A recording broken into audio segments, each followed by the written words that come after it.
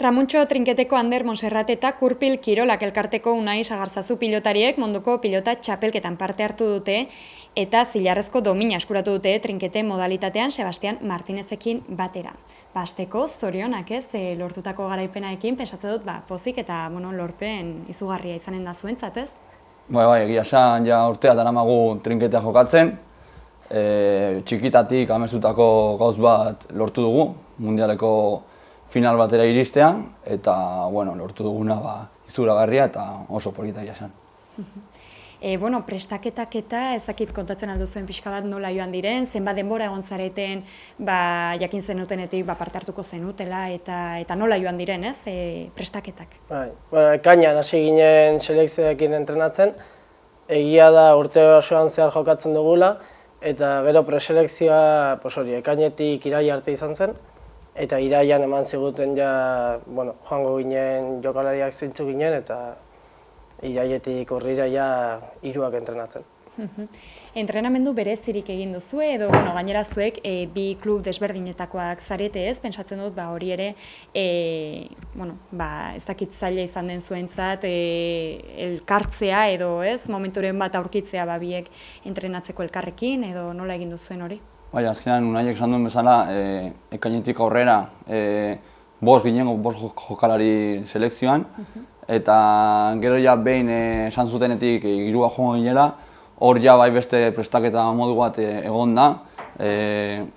Ia orientatua pixkana zeinen aurka jokatzen dugun, eta jokaldi batzu prestatzen, Sebas guri pelota jartzen, guk pixka min egiten atzean, eta segunta zein aurka genuen, prestaketa pixka egokitu hortara.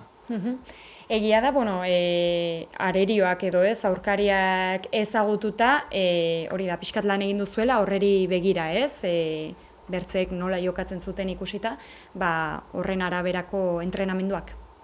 Multzoan bi selekzio genituen, Argentina eta Estatu Batuak.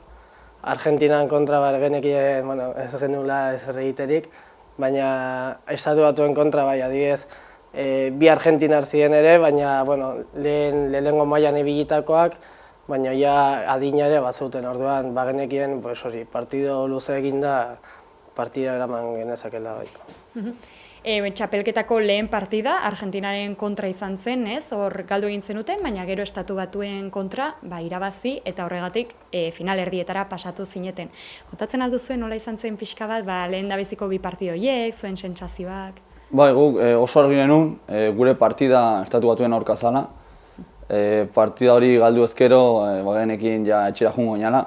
Orduan prestaketa oso ondo horitua joan da Araka, eta lortu izan genuen partida irabaztea, oso poz handia, baina ez asko ospatu gabe, zertik urrengo egunean genuen final erdia, eta hor oso partido gogorra eta jokatu barzana, eta horregatik atope pentsatzen bestian.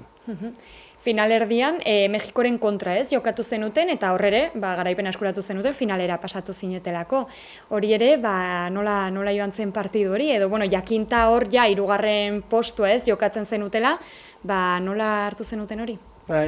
Astelehenean jokatu zuten Frantziak eta Mexikok haien artean, eta suposatzen genuen partida horretatik ateako zela gure aurkaria semifinaletako. Sorpresa izan zen Mexikoek irabaztea Frantziari, orduan guretzat ere beti Mexikon kontra nahiago dugu Frantzian kontra baino, ezagunak ditugu frantsesak eta badakigu ere jokatzen dutenak. Eta hori Mexiko irabazita izan zen izugarria. Hor bai edo bigarren postua eskuratu zenuten, ez? Finala jokatu aurretik bazenekiten postu hori etzen utela galduko. Argentinaren kontra berriz ere finalean, partidu zaila pentsatzen dut, baina jakinda bigarren postu hori zuentzat izanen zela. Hori da, azkenean Mexiko irabazita genekun finala jokatuko genula, guretzat finala jokatzea hori. Ez da eman beste behin, eman zen orain dela 30 urte ia, gainera Unaien aita izan zen lortu zuna domin hori, zilarrezkoa ere bai. Eta, bueno, bertar iristea ja, izuragarria. Orduan, ja, finalan ginela jakinda, bueno, ja, atope jokatzea ere baina, bueno, beste lasaitasun batekin jakinda lortu genula oso ikaragarria zela. Ez dakit, txapelketa hasi aurretik zuen helburua hori zen, edo bertze helburu batzukin hasi zenuten txapelketa jokatzen eta azkenean horrela suertatu zen, edo nola izan zen? Helburua beti izan da guretzat, semifinaletan sartzea munduko kopetan eta mundialetan, eta gero semifinaletan ja, hori, baduzu aukera finala jokatzeko, edo zuk esan zuen bezala lehen 3. postua jokatzeko, ez? Ez genuen, espero, ideia baduzu beti, baina lehen esan dizudana, Frantzia galduta ja hor ikusi genuen benetan lor genezakela bai finalean sartzea. Eta, azkenean hori da, egindako lana edo egindako entrenamenduak fruituak eman zutela, ez? Eta alde horretatik pentsatzen dut pozik, ez? Azkenean egindako lanaren emaitza hor dago, zilarrezko dominori, eta bai zuentzat, bai zuen klubentzat, bai selekzioarentzat garaipen garrantzitsua eta aipatu duzuen bezala, aspaldidanik ematen etzena, ez? Bai, hori da, azkenean urte eta hilabete asko egon geha atope prestatzen, oso lan gogorra da, azkenean familiakin bai egoteko denbora gutxi duzu, entrenamendu oso exigentiak, eta orduan hori prestatzea zaila da. Eta gero behin eta prestaketa hori hain gogorra izan da, lortzea olako garaipen bat, oso polita.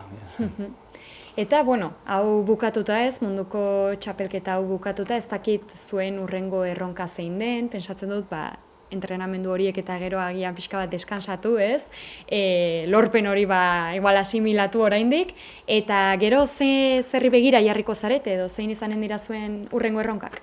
Asimilatzen ari gara bai, baina ez dugu denbora asko izan, azken iparraldeko txapelketa jokatzen orain, jarraituta Frantziako txapelketa dator, Gipuzkoako txapelketa, orduan urte guztian zehar partida ditugu. Egia da selekzioekin, hemendik 4 urtera dugula San Luisen Argentinan izango den mundiala, eta hemendik 4 urtera ja pentsatuko horretan bai. Bitartean, ez, betiko edo urteroko txapelketak eta hortan zaudete ez? Hori da, bai. Mila esker Rander eta Unai, gurekin izateagatik, zorionak berriz ere lortutakoagatik, eta zorte hon zuen hurrengo erronketan. Eskerrik asko. Mila esker.